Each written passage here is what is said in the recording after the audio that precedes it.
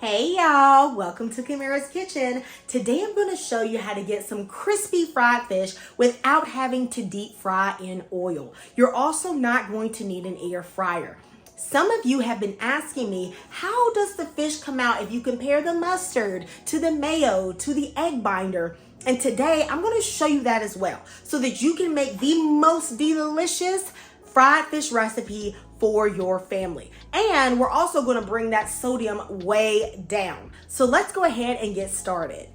Today I am using sway. I've just defrosted these fillets from Walmart. Now I know that some people do not like sway. Okay, you don't have to use sway if you don't like it. I've heard people say that, they think it's just cheap fish, that it's infested with this and that. Y'all, everyone got opinions on what type of fish they do and don't want to eat. All right, but you can use any white fish for this. As long as it's a fillet, it should work out. In my opinion, the food quality in the US, unless you're growing your own food and raising your own animals, is questionable anyway. So you never really know when you're getting quality. So me personally, I just say pray over your food. Ask God what you should and shouldn't eat and what's going to work for you. And let him heal and cleanse your body, okay? And I'm not being funny, I'm being serious. Because these days, I honestly feel like everything is literally just not what it used to be, if you know what I'm trying to say. Just gonna go in and pat them dry with a paper towel, and I'll stick a paper towel at the bottom of the bowl to catch the water. Okay? And they don't need to be completely dry, but I don't like them to be watery either. Now I'm gonna wash my sink really quickly since I just drained the fish in here. Let's talk about the breading. So I am going to be using a coating that has no sodium or any seasonings to keep this low salt. Now in the stores, you can buy this. It says seasoned to taste classic fish fry. And if you look on the back, you will see it has yellow corn flour and yellow cornmeal. However, I just bought this to tell you not to buy this. Okay, don't buy this because this literally is just cornmeal and corn flour. Corn flour is like what they use to make tortillas, which I don't have, but I have a pretty good sub here. Of course, it has no sodium because there's nothing else in it. You don't need to spend $2 on this. Instead, just get you a bag of cornmeal. This is about $1.50 for this huge bag. It's 2 pounds. And then instead of corn flour, if you don't have like regular corn flour, you can use fine cornmeal. This is about $2 as well. So for $4, you can get tons of fish breading and it's not going to be expensive. And just so you know, corn flour is not corn starch. Okay, those are different products. You can use this in your fish fry recipe, but they're not an exact substitute. They're not the same. In my bowl, I have the regular cornmeal, and then I'm just going to add the fine cornmeal and mix these two together. And this is all you need for a fish fry. And another thing that's great about this is that it's gluten-free. So if you're sensitive to gluten and flour, this recipe works perfect for you.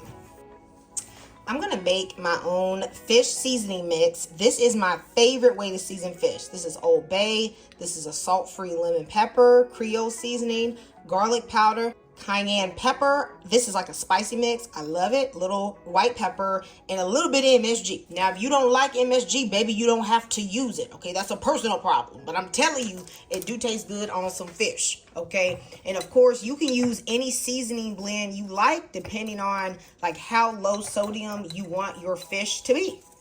Today, we're going to be coating the fish with different binders. We're going to be using mayo on one, mustard on another one, egg, and then we're going to have one that I think is going to be my favorite combination, which is mayo, mustard, and hot sauce together. All right, so we're going to see which one of these comes out best and has the crunchiest fish. I'm going to do the egg one because I do know that some people don't like mayo, so we're going to compare to see how they all turn out. I'm going to season the fish that I'm going to coat in egg first. Usually when I do egg, I put on the seasoning and then I dip it in the egg. So I'm going to season this one just to my taste, and you season yours to your taste, okay? That way you can completely control how much seasoning you use on your fish. I know some people are concerned about canola oil when it comes to mayo. So if you don't want to use vegetable oil, you can use this pure avocado oil mayo, which is my fave actually, but I'm out. If you don't want to use a mayo that has like the soybean oil in it. I'm going to use this one today because this is what I have. All right, so on this one, I'm going to do mayo, and I'm going to do a mayo and mustard one on this one. I'm using about a teaspoon per fish fillet. It's going to depend on how big the fish is. If you got a really big piece of fish, then you're going to use a teaspoon. If it's smaller, half a teaspoon. I don't really measure. If I have extra, you know, I just get rid of it. It's not really a big deal to me. Now the back. All right, I added a little too much. I'm thinking that I'm doing all of them. That's fine. It's cheap. Mayo is cheap, so I don't really care. Then I'll do mayo and mustard on this one, and then just mustard on that one. Okay, I'm gonna add some mustard to this one and this one. Now don't even come on here talking about how a little bit of the mayo touched this fish. Guys, this is just like home experiments. Y'all know what I'm saying, okay? It's not that big of a deal. So I'm gonna rub this fish on the front and the back with the mustard. It's gonna take about a half of a teaspoon of mustard to cover this fish. I'm just gonna rub a little bit of mustard into this one as well. And I'm also gonna add a bit of hot sauce, this is like my favorite way to do fish. Mustard, mayo, hot sauce. Let's go ahead and add a little hot sauce to this one. So this one will just be mayo and hot sauce. This one is gonna go in the egg. I'm gonna take my beaten egg and just dip it in here. There you go. All right, so let's season the rest of the fish. I'm just gonna season this fish to taste with the rest of the seasoning on the front and the back. Let me know which one of these fish types is your favorite method for binding. Maybe you've tried this already, okay? And I'd love to know. If you wanna see me do a buttermilk fish, I didn't have buttermilk today, but I can do buttermilk and show you guys how that comes out in comparison to the rest too. This is the Better Breader. It is a fish or chicken or really just bread coating box that my mom gave me, okay? Many of you have ordered this since seeing it on my last video. If you want it, please go in the link in the description box and buy it. If you use my link, it really helps my channel. I like this because it's less messy and it's easy, okay? If you want to use just a regular Tupperware container, feel free. I'm just going to do one piece of fish at a time just to make sure that I don't mix them up, because of course when they're coated, they're all going to look the exact same, and I want to make sure that I do this well, okay, and give y'all a fair result. So all you have to do is add in your coating, and then I am going to just flip it back and forth. I've heard a couple of complaints in the comments thinking that this is like a stupid device or you don't need it. Well, you certainly don't need it, but this is really good for people that have mobility issues or disabilities, because your hands don't get sticky and the size can make it a little bit easier. I know some people who really love this device and it really helps them. So if it's for you, get it. If it's not for you, then forget about it. There we go. There we got it. Well-coated fish, okay? Link for this breader in the description. To make sure I don't confuse myself on the sheet, I'm actually labeling them. So this one has egg. This is the one that has mayo. This one is the mayo mustard hot sauce. So y'all didn't know I'm a certified science and engineering teacher, and I don't want to hear none of y'all say that I mixed them up.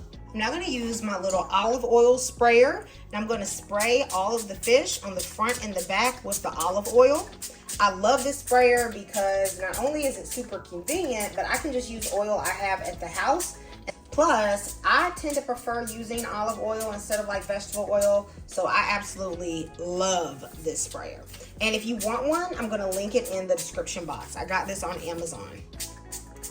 You don't want a bunch of floury pieces, because if you got all these little, floury bits, honey, it's not going to turn out right, okay? The coating is not going to be crunchy if you don't spray it with at least a little bit of oil. Baby, you ain't got to be afraid of no olive oil. It's not going to hurt you, and it's okay. Y'all, some of y'all Y'all be saying my skin look good. Let me tell you why my skin look good, okay? It's because I consume a lot of healthy oils. It keeps your skin nice and lubricated and looking good. I eat a lot of olive oil and like grass-fed butter. That's probably the main 2 oils that I consume. My oven has been preheating at 425 degrees. I'm gonna place in my fish and I'm gonna bake this for about 15 to 20 minutes or until it is crispy. I am not going to flip it. The last minute or so of cooking, I put the fish on a low broil just to crisp all of them up. Guys, this looks absolutely delicious. Let's see how they taste. Just gonna test the crunch on them. Mustard, mayo and hot sauce, kind of soft in the middle. Mustard, mayo, hot sauce. This is the mayo, and this is egg. Can you hear that? That sounds really crunchy. Probably sounds the crunchiest of them all, especially in the middle area. Some of these sound a little soft. Okay, y'all, so this is my plate. I have 3 of the fish and I'll grab the other 2. This one is the mayo and hot sauce. This one is mayo, mustard, and hot sauce. And this one is the egg. Have a little homemade tartar sauce and some lemon juice. And we gonna get to tasting, okay? So the first one I'm gonna show you guys is the mayo and the hot sauce, okay? Now this has been sitting for like a minute because, you know, y'all, we gotta set the camera up. But this one, nice and brown. Okay, taste is delicious. Little crispy, not super crunchy on that part. Okay, so let's go ahead and try the mayo, mustard, and hot sauce. Ooh, okay. Crispy but not crunchy, but tastes very good. Now this is the egg. I suspect this one is going to be the crunchiest. Just look at that. It was super loud. And a little tartar sauce. That one's got a nice crunch on it. I ain't gonna lie to y'all, that has a nice crunch on it. Now here's the thing. The egg one has a drier coating, so it's a little crunchier. However, I think these are slightly more moist. I mean, it is mayo, so that does make sense. So this is the last 2, the mustard and then just the mayo. So this mustard one, I feel like the mustard has the softest coating of all. It's kind of starting to get soft very quickly. So I'm gonna try it though and just check out the taste because I know some of y'all don't like mayo and you don't like egg. Okay. This one has a slightly different flavor. It's really good. Like the flavor is on point. It's really good. I love this one. Okay, the last one is the mayo. Nice looking piece of fish. Just the mayo alone. Nice little crunch on it. This one's actually pretty good. So what is my final conclusion? Well, the crunchiest one, hands down, is the egg. It definitely had the crunchiest coating, especially considering that this was baked in the oven. Now let's look at flavor, okay? My favorite flavor was any of the ones that had mustard in it, whether it be the mustard and mayo or the mustard itself. I don't know what that mustard was doing, but it was doing it good, okay? So it was just stepping things up a notch, and I absolutely love this. But you all make the final decision. Which one are you gonna make? Let me know in the comments. Guys, I'll see you next time in Kamira's Kitchen. Goodbye, and God bless.